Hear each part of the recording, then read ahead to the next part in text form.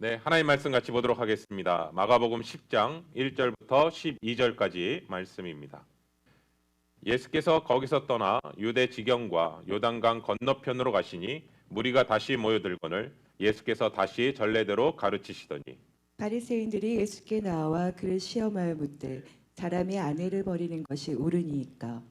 대답하여 이르시되 모세가 어떻게 너희에게 명하였느냐. 이르되 모세는 이혼 증서를 써주어 버리기를 허락하였나이다.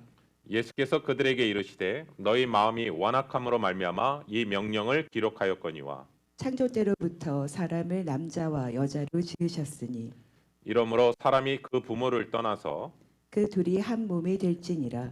이러한즉 이제 둘이 아니요 한 몸이니. 그러므로 하나님이 짝지어 주신 것을 사람이 나누지 못할지니라 하시더라. 집에서 제자들이 다시 이 일을 물으니 이르시되 누구든지 그 아내를 버리고 다른 데에 장가드는 자는 본처에게 간음을 행함이며 또 아내가 남편을 버리고 다른 데로 시집가면 간음을 행함이니라. 아멘. 아멘. 네, 오늘 본문은요. 지난주에 같이 나왔던 게헨나 지옥의 실체를 다루셨고 그다음에 제자들의 생활 양식에 대한 부분들을 설명하신 후에 오늘 특별히 다시 유대 지방으로 예수님께서 가신 내용으로 마가복음 10장은 시작되고 있습니다. 그러면 한번 마가복음 10장 1절부터 4절 말씀을 유심히 보겠습니다. 예수께서 거기서 떠나 유대 지경과 요단강 건너편으로 가시니 무리가 다시 모여들거늘 예수께서 다시 전례대로 가르치시더니 바리새인들이 예수께 나와 그를 시험하여 묻되 사람이 아내를 버리는 것이 옳으니이까. 대답하여 이르시되 모세가 어떻게 너희에게 명하였느냐. 이르되 모세는 이혼 증서를 써주어 버리기를 허락하였나이다. 아멘. 아멘. 예수님이 유대 지경 안으로 들어왔을 때 많은 사람들이 예수님을 기다리고 있었고 예수님께서는 그 많은 사람들에게 다시 가르치기 시작하셨다라고 얘기합니다. 그런데 그 가르치는 과정 속에서 그 안에 또 바리새인들이 껴 들어와서 예수님 앞에 공개적으로 질문을 하게 됩니다. 그런데 이렇게 질문합니다. 이혼에 대한 질문을 하게 되는데 그 다음에 질문은 뭐냐면 시험하여 예수님 앞에 질문하는 내용을 보게 됩니다. 바리새인들은요, 예수님이 어떤 기적을 행하든지 관심 없습니다. 어떻게 예수님이 하나님의 말씀을 잘 풀이해 주는지에도 관심이 없습니다. 그들의 관심은 자신들의 정결과 그 규례를 지키지 않는 그 모습에 대해서 예수님을 어떻게든지 책을 잡으려고 하는 것이고 결국은 예수님을 어떻게든지 죽일까 의논했던 사람들이 바로 바리새인들의 모습인 것을 보게 된 것이죠. 그런데 오늘 유심히 본문을 한번 보시면 예수님께서 어느 지역이냐면 유대지경 지역에 있었다라고 얘기하거든요. 근데 유대지경은 어떤 지역이냐면 헤롯 안티파스가 다스리는 지역입니다. 특별히 헤롯은요 자기 아내와 이혼을 하고 그 다음에 헤로디아와 재혼한 사람이거든요. 왕이거든요. 그래서 그 문제에 대해서 세례 요한이 그 부분이 잘못됐다라고 얘기했을 때 결국은 세례 요한을 감옥에 집어넣게 되고 결국은 참수형으로 죽였던 사람이 바로 헤롯 왕이거든요. 근데 지금 예수님이 그 지역에 계시는 거예요. 그래서 그 상황 속에서 이혼 문제를 터뜨린다라는 사실은 굉장히 정치적으로 민감한 이슈였고 또 남성들은 그 당시에 여러 명의 여자들을 거느리고 있었거든요. 그러니까 그것은 쉽게 그 부분들을 통해서 사회적인 문제를 일으킬 수 있는 거였고 더 나아가 종교적인 이슈까지도 일으킬 수 있는 문제였습니다. 그러니까 그 당시에 바리새인들은요 크게 두 가지 학파로 나눠져 있었어요. 바리새인 안에서도 첫 번째는 보수적인 샴마이 학파가 있었고요. 좀 더 개방적인 힐레 학파가 있었어요. 바리새인들 중에. 뭐가 차이가 있냐면 샴마이 학파는요 배우자가 외도나 부정함 이외의 이유에서는 이혼해서는 안 된다라고 얘기하는 학파가 샴마이 학파였고요. 반면에 힐렐 학파는 좀 더 아내가 사사로운 잘못을 하거나 마음에 들지 않는 경우는 얼마든지 이혼할 수 있다라고 얘기하는 학파가 또 힐렐 학파가 있었습니다. 그러니까 바리새인은 이 두 가지 의견으로 그 바리새인들 안에서도 나눠져 있고 팽팽하게 서로 대립하고 있는 상황이었거든요. 이혼과 재혼에 대한 문제에 있어서. 그래서 예수님한테 이 질문을 던진 것은 예수님으로 하여금 어떤 대답을 하시든지 간에 올무에 빠질 수밖에 없는 질문을 하는 것이죠. 그래서 아까 말씀드렸던 시험하여라는 그 단어가 나오는 것이죠. 그러니까 예수님이 만약에 이혼을 찬성한다. 이혼을 해도 된다라고 얘기한다면 보수 쪽에 있는 샴마이 학파가 들고 일어날 것이라는 것이죠. 그 반면에 이혼을 반대한다라고 하면 개방적이었던 힐렐 학파가 들고 일어나는 상황이 될 것이고요. 그러니까 어떠한 것들을 결정해도 예수님은 공격당할 수밖에 없는 상황에 놓여 있는 것이죠. 또 결정적인 것은 뭐냐면 헤롯의 분노를 일으킬 수 있는 것이죠. 왜냐하면 그 문제를 불각시켜서 결국은 세례요한을 죽이게 됐던 사건인데, 예수님이 공개적으로 많은 사람들 앞에 이 얘기를 한다는 것은 다시 말하면 헤롯을 통해서 다시 또 죽일 수 있는 상황으로 몰고 가는 상황인 것이죠. 그렇기 때문에 지금 바리새인은 이 질문을 통해서 어떻게든지 예수님을 올무에 걸려서 넘어뜨리게 하려고 이 질문을 던진 것이죠. 여러분, 항상 바리새인들이 이러한 불순한 의도로 질문할 때마다 예수님이 하셨던 대답의 방법은 뭐였냐 그러면 역으로 또 질문하시는 거였거든요. 뭐라고 질문하시냐면 모세가 너에게 어떻게 명하였느냐라고 질문하거든요. 그러자 이들은 망설임 없이 뭐라고 하냐면 모세는 이혼 증서를 써주어서 버리기를 허락했습니다라고 얘기하거든요. 그러니까 이미 사실 바리새인들은요 정답을 알고 있어요. 이미 답을 알고 질문을 던지는 거예요. 그러니까 예수님이 무슨 말씀을 하시든 어차피 들을 마음 없어요. 어차피 자기 생각을 고칠 마음이 없어요. 그런데 그 이유는 뭐냐? 오직 예수님을 시험하고자 의도로 던져지는 질문이었다라는 것이죠. 여러분, 우리가 성경을 읽을 때도 어떤 분은요 정말 하나님의 말씀을 깊이 알기 위해서 질문을 하시는 분도 있고요, 어떤 분은 마치 답을 자기 나름대로 갖고 있는데 모르는 척하면서 던지는 질문도 있다라는 것이죠.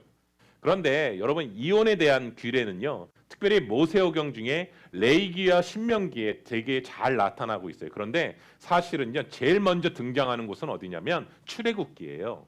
우리 볼까요? 출애굽기 21장 7절부터 11절입니다.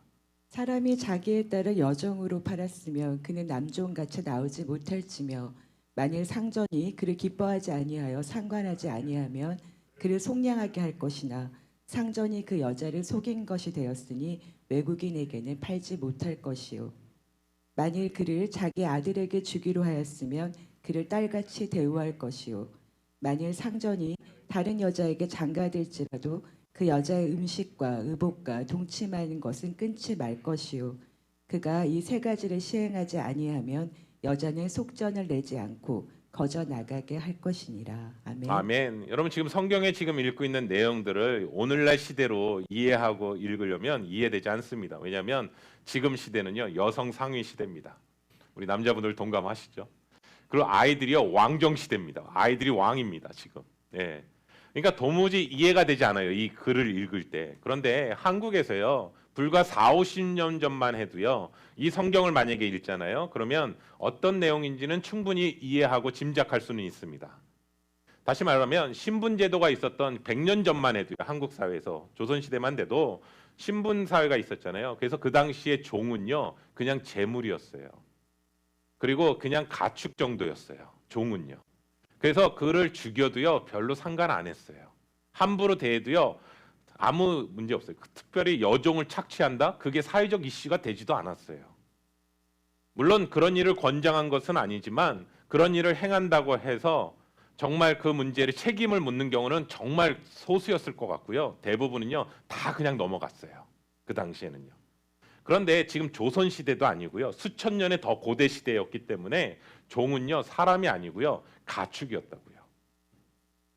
그러니까 어떤 인권도 존중받지 않았던 시대라고요. 그러니까 여종으로 판다라는 것은요 다른 사람에게 첩으로 줬다라는 의미거든요. 그러니까 우리가 구약 성경을 읽다 보면 레아와 라헬의 이야기 스토리를 보시게 되면 레아의 그 종이었던 실바를 자신의 몸종, 그리고 라헬의 실바였던 비라를 야곱에게 동침하게 하거든요. 그렇죠? 그리고 그것을 통해서 자녀를 낳게 되는 상황이 펼쳐지게 되는데, 여러분 우리가 구약 성경을 읽어봐서 아시겠지만 실바와 비라가 자신의 의견을 얘기하는 내용이 있나요? 구절에 하나도 없어요. 마음이 조금 불편했더라 그런 내용조차도 없어요. 그리고 더 충격적인 건 뭐냐면 실바와 비라를 통해서 태어난 자녀들이잖아요. 그런데 다 레아와 라헬의 자녀라고 얘기하고 있다는 거예요. 그러니까 철저하게 종은요 주인에게 소속돼 있는 것이지 어떤 자기의 인권이 전혀 없었던 거라는 것이죠. 그러니까 여기서 그 당시에 종으로 샀다라는 것은 결혼 계약에 구분이 안 되는 개념의 단어였다고요. 그런 상황 속에서 여자와 상관을 안 할 거면 속량해 주라는 의미는 오늘날로 의미로 해석한다면 계약을 파기하라는 의미고, 즉 이혼해 주라는 뜻이에요. 그러니까 이러한 규례가 있는 이유는 무엇이냐? 사회적 약자였고 착취의 대상자였던 여자들을 보호하기 위해서 최소한의 장치로 사용됐던 단어가 이혼이라는 단어였던 것이죠. 하나님은 레위기 22장 13절부터 19절에 뭐라고 표현하고 있냐면 남편을 잃은 과부 혹은 자식 없이 이혼을 당한 여인들은 아버지 집으로 다시 돌아가서 예전처럼 공급받으며 살 수 있도록 기회를 주고 있고요. 그리고 아내가 수처녀였는데 분명히 수처녀였는데 남편이 억지로 아니라고 우기면서 어떻게든지 이혼하려고 하는 것을 오히려 금하고 있다라고 성경은 얘기하고 있는 것이죠.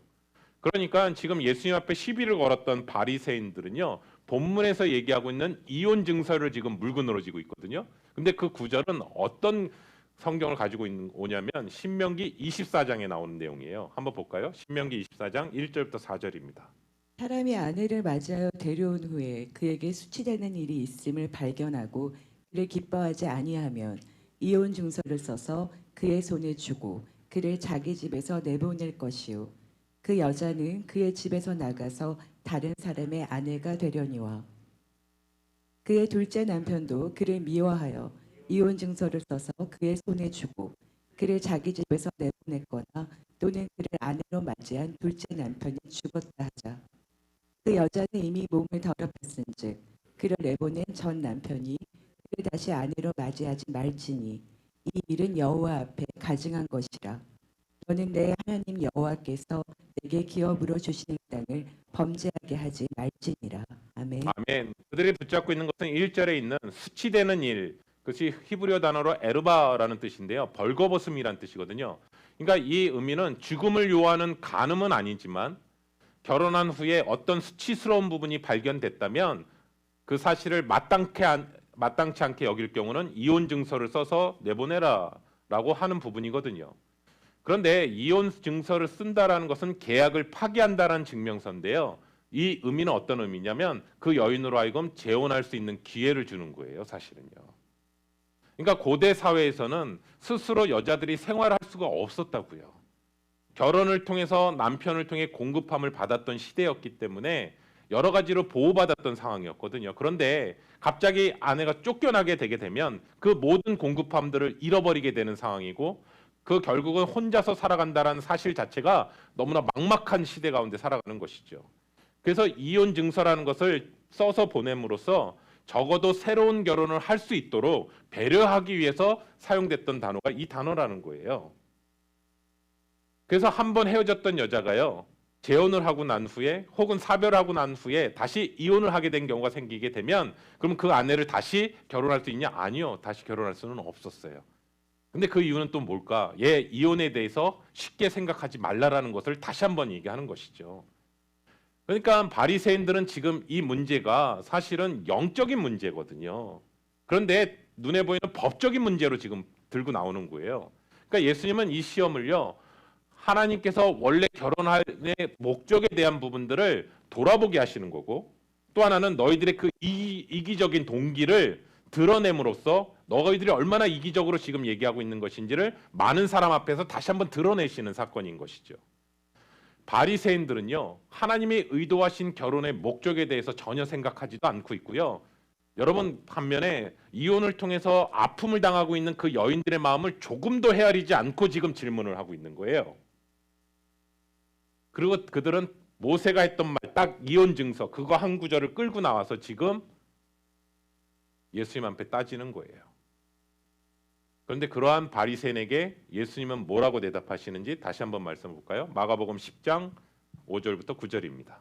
예수께서 그들에게 이르시되 너희 마음이 완악함으로 말미암아 이 명령을 기록하였거니와 창조 때로부터 사람을 남자와 여자로 지으셨으니 이러므로 사람이 그 부모를 떠나서 그 둘이 한 몸이 될지니라. 이러한즉 이제 둘이 아니요 한 몸이니 그러므로 하나님이 짝지어 주신 것을 사람이 나누지 못할지니라 하시더라. 아멘. 아멘.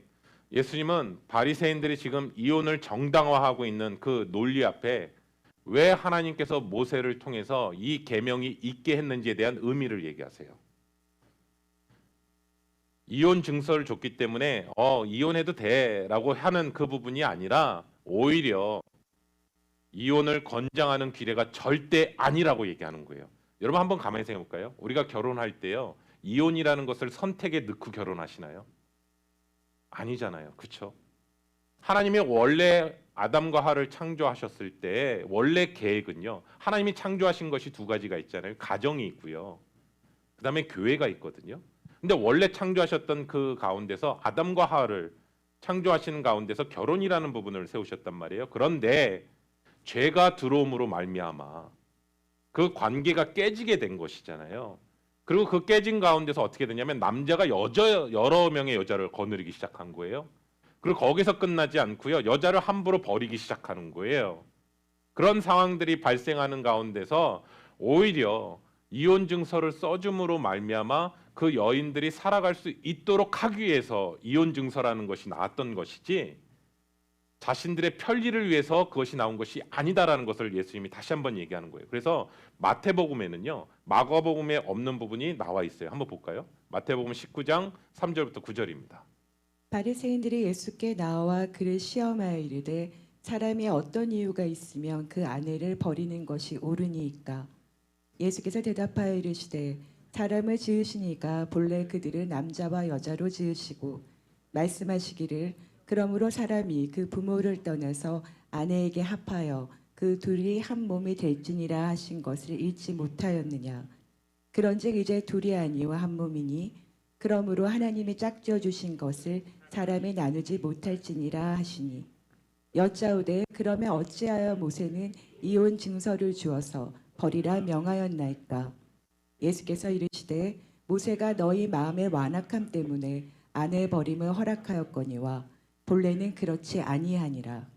내가 너희에게 말하노니 누구든지 음행한 이유 외에 아내를 버리고 다른 데 장가드는 자는 간음함이니라. 아멘. 아멘.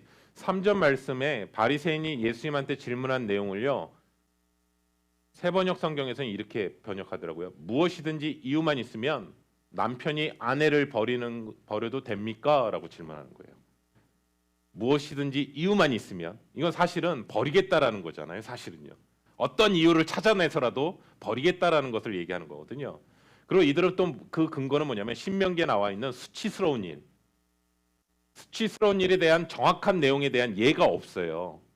그러니까 그것을 빌미로 삼아서 어떤 이유든지 남자가 싫으면 아내를 얼마든지 버릴 수 있지 않습니까? 라는 대화로 끌고 가는 거예요. 그런데 이 질문 앞에 예수님이 단호하게 얘기하신 것은 뭐냐면 하나님이 짝지어 주신 것을 사람이 나누지 못한다라고 마침표를 찍으세요. 그러자 바로 그 반응을 듣자마자 뭐라고 했냐면 모세가 이혼 증서를 써주라고 하지 않았습니까? 라고 하면서 예수님한테 또다시 반박하는 거예요. 그때 예수님이 뭐라고 하시냐면 그건 너희의 마음의 완악함 때문이다. 다시 말하면 모세 시대 때 이스라엘 백성도 그 완악함 때문에 이혼 증서가 쓰여졌다면 바리새인 지금 너희들에게도 동일한 완악함 때문에 그 말씀을 너희가 오해하고 있고 잘못 해석하고 있다라고 얘기하는 것이죠. 오히려 생명을 보존하기 위해서 그 여인이 버려졌을 때 혼자 살아갈 수 없는 그 상황들에 대해서 생명을 보존하기 위해서 이러한 규례를 줬던 것이지 너희들이 언제든 버려도 된다라는 의미에서 준 것이 아니다라고 얘기하는 것이죠. 사랑하는 성도 여러분, 여기서 하나 우리가 분명히 깨닫는 게 뭐냐면요. 하나님의 뜻을 알고도 그렇게 하지 않으려고 하는 것이 그게 뭐냐? 완악함이라는 거예요. 분명히 하나님의 뜻을 알아요. 그런데 그렇게 하고 싶지 않은 거예요. 그것을 성경은 뭐라 하냐면 완악함이다라고 얘기하는 거예요. 반면에 하나님의 마음을 알고 그 부드러운 마음, 하나님의 온유한 마음을 알아서 하나님의 뜻을 받아들이고 순종하는 것, 그것이 바로 부드러운 마음이다. 그래서 구약 성경에 보시면 성령께서 하시는 말씀은 뭐냐면 우리의 마음을 부드럽게 하신다고 하거든요. 하나님의 뜻을 알게 하시고 하나님의 말씀을 받아 순종하게 한다라는 것이죠. 그렇기 때문에 우리도 오늘날 살아가면서 하나님의 뜻을 분명히 알는데도 순종하기 어렵다면 그때는 십자가 앞으로 나오셔야 된다는 거예요. 왜냐하면 1절에서 예수님께서 지금 가시는 움직이는 길이 뭐냐? 유대지경으로 가셨다라는 것은 예루살렘으로 가고 계시다라는 뜻이거든요. 우리가 계속 지난주 계속해서 말씀드리는 것은 지금 이 길은요. 십자가의 길을 걸어가시는 길이라고요. 그러니까 불쑥물쑥 하나님의 뜻을 알면서도 순종하기 어려운 영역이 나타난다면 그것을 어떤 구절을 자꾸 인용해서 붙잡으려고 하는 것이 아니라 그것을 꺾어야 된다는 거예요.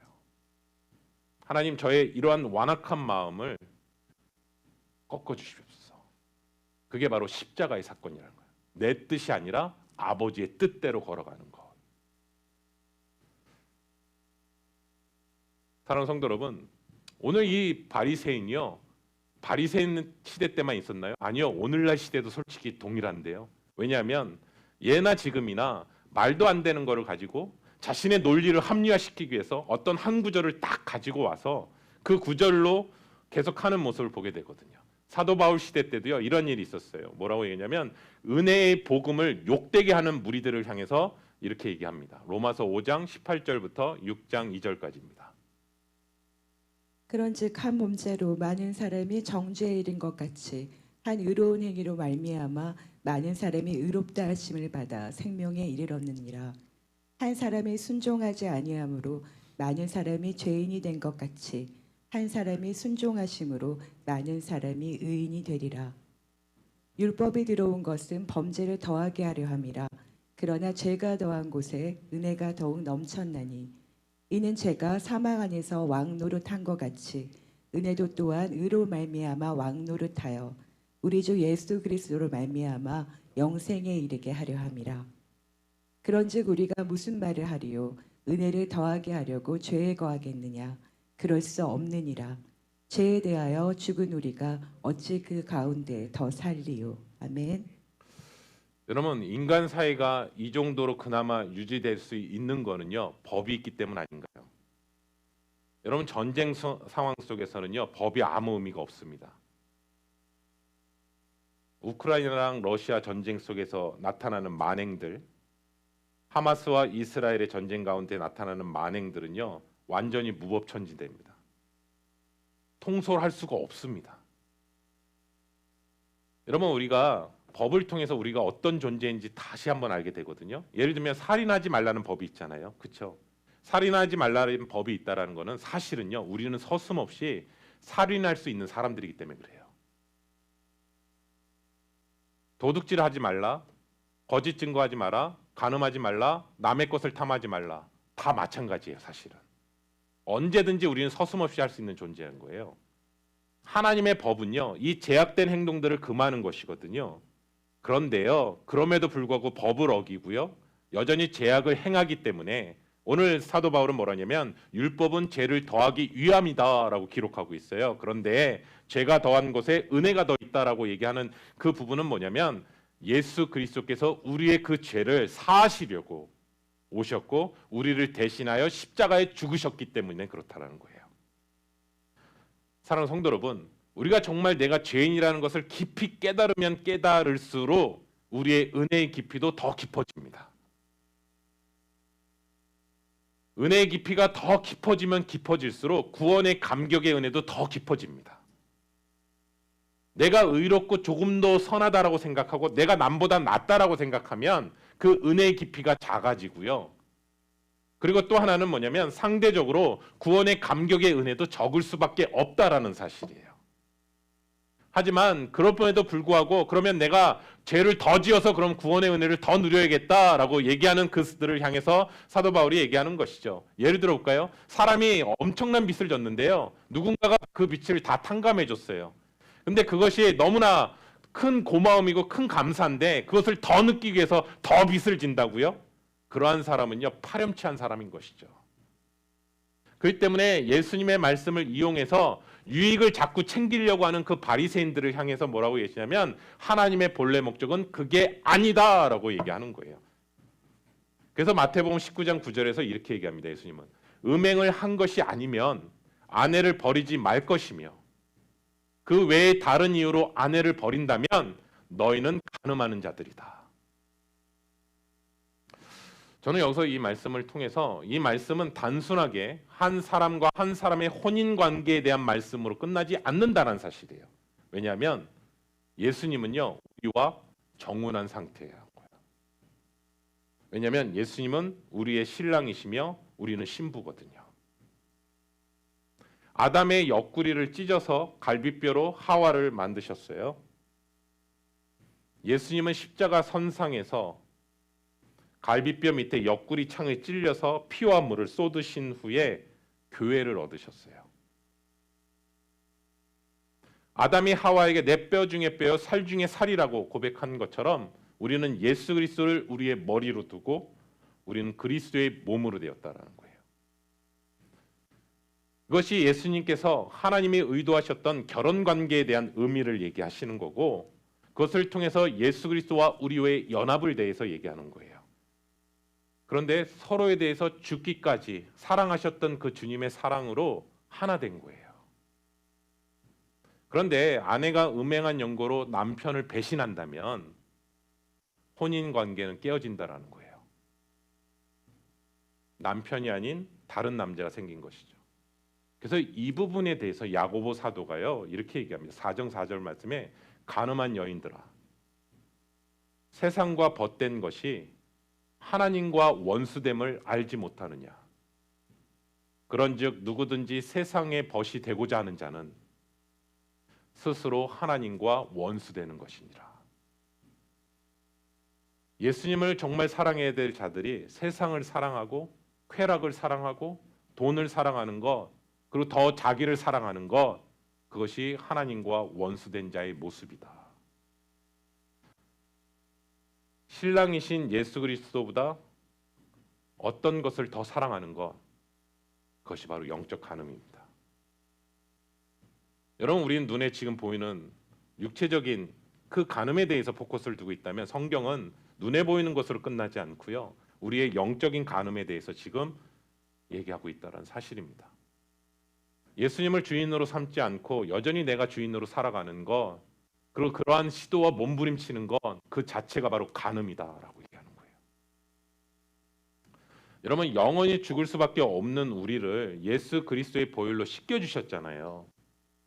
그리고 예수 그리스도께서 부활하심으로 말미암아 우리를 거룩한 신부로 만들어 주신 거거든요.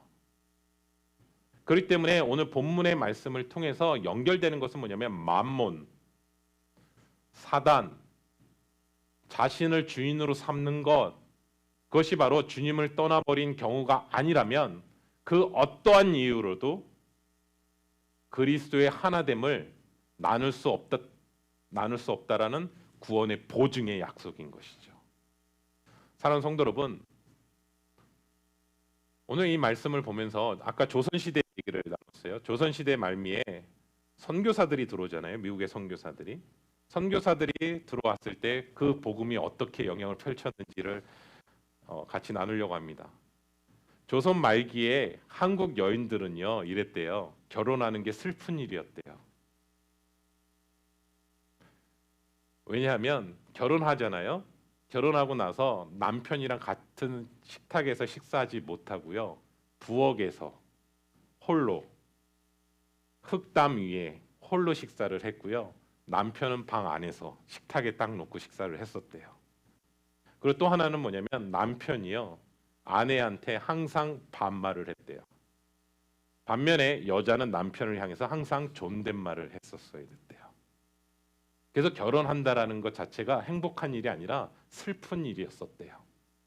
근데 선교사님이 들어와서 보니까 이런 문제들이 있는 거예요. 그래서 어떤 것을 선포하냐면 이것은 예수 믿기 이전의 행동 양식이니까 예수님의 말씀을 아는 사람들은 이제는 바뀌어야 된다. 그래서 두 가지를 얘기한 거예요. 첫 번째는 같은 식탁에서 식사를 한다. 두 번째는 같은 존댓말을 쓴다, 서로. 네. 그랬더니 여자분들한테 이 얘기를 한 거예요. 그랬더니 여자분들이 아무 말 안 하는 거예요. 선교사님이 너무 당황하신 거예요. 아니, 왜 아무 말도 안 하냐고. 그랬더니 뭐라고 했냐면 여인들이요, 너무 기뻐서 대답을 못 하는 거라는 거예요. 그리고 선교사님들이 과감하게 결단하고 그렇게 한 거예요. 그래서 조선시대 때 크리스찬이 된다라는 것은, 신자가 된다라는 것은요, 아내를 존중한다는 의미였대요. 같이 대등하게 앉아서 식탁을 나누고 같이 서로 존댓말을 하며 하는 것이 한국 교회에 복음이 들어왔을 때 일어났던 역사하심이라고 무호 선교사의 기록에 남겨져 있습니다. 여러분, 예수님의 복음은요 그냥 끝나지 않아요. 사실은요 하나님의 말씀을 그냥 그대로 끝나지 않고 삶의 변화가 일어나고 역사하는 힘이 있다라는 사실을 보게 됩니다. 저는 오늘 말씀을 마무리하면서 이렇게 생각이 들었습니다. 우리가 하나님의 말씀을 읽을 때 너무 눈으로 읽는 거 아닌가, 그리고 내 경험과 지식으로만 읽는 것이 아닌가. 그런데 그렇게 되면요 사실은 내 안에 변화가 일어나지 않아요. 그러면 하나님의 말씀은 어떻게 읽어야 되냐? 하나님의 눈으로 보는 것이죠. 그리고 하나님의 마음으로 보는 것이죠. 또 이 말씀을 통해서 하나님께서 나를 통해서 하시고자 하는 일이 무엇인지를 이해하는 것으로 끝나는 것이 아니라 순종으로 나아가는 것이 오늘 말씀을 통해 다시 한번 우리에게 깨닫게 되는 것이죠. 그리고 여러분, 우리는요 거룩한 신부로 주님을 맞이할 줄로 믿습니다. 그렇기 때문에 세상과 버타는 것이 아니라, 세상을 향해서 영적 간음으로 나아가는 것이 아니라 다시 오실 주님 앞에 거룩한 신부로 나아가는 저와 우리 귀한 성도름 되시기를 예수 그리스도의 이름으로 축원합니다. 기도하겠습니다.